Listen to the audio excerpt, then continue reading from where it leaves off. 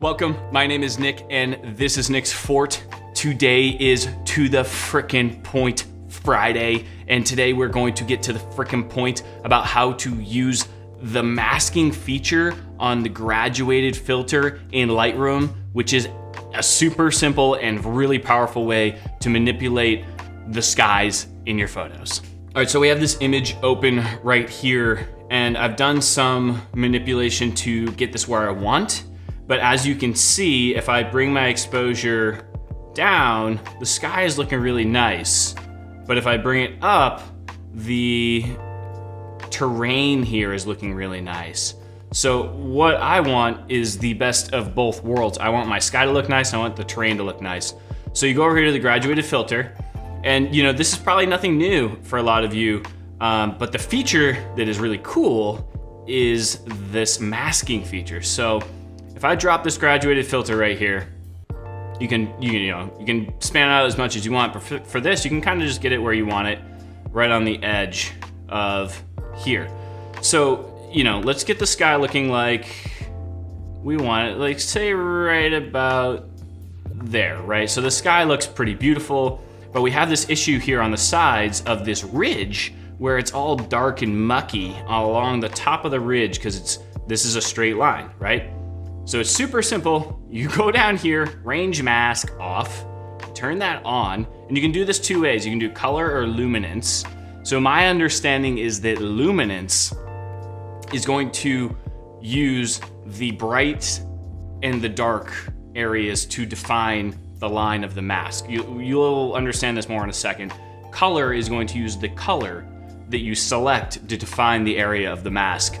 So for this, we're gonna use color, because if we use the luminance feature, it's gonna bleed over a bit. You know, just for example, I'm gonna show you, okay? So if I hold down Alt and I click this edge right here and I do the range, we're gonna get this sort of black-white edge. So as we bring it in, you can see that we're not keeping a lot of the sky and we're losing a lot of the foreground. I take that off, and then if I go up here to exposure, we can kind of show you exactly what that, you know, so it's sort of, you can see that dark line right there, but that's not really gonna do what we want it to do fully. It's close, okay? So for this case, we're gonna go down to color, and then you're gonna use this eyedropper right here. And you can click a bunch of different spots, but I'm not going to do that.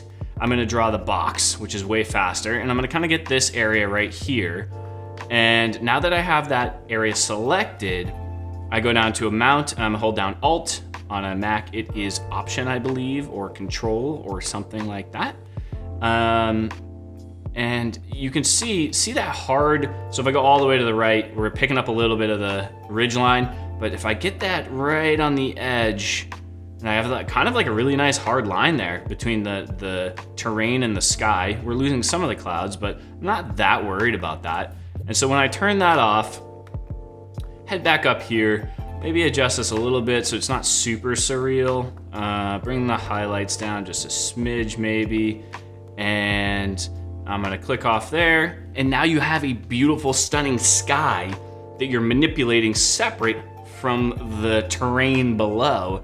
And this is perfect because unless you're out in the ocean shooting or in the middle of a field with nothing in it, and it's a straight flat line, you're gonna have differences on that horizon line. You might have trees, you might have people, you might have ridge lines, and this lets you quickly get that line dialed in so you can manipulate the top half of your image or the bottom half of your image to get it to look like you want it to.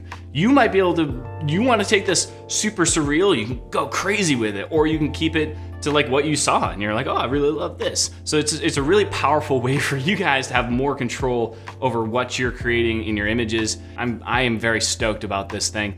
And actually guys, before you go, you know, I always ask you guys to drop a comment below, and I still want you to drop a comment below, but I think that you should go drop a comment on someone else's channel that you never comment on, because it's just one of those things, like everyone, this is a community, and I am super happy to be part of it, and I'm happy you guys are watching my channel, and I try to drop comments on people's channels that are useful and helpful, and I think you should go do that for someone else's channel. And if you want to, drop a comment below too.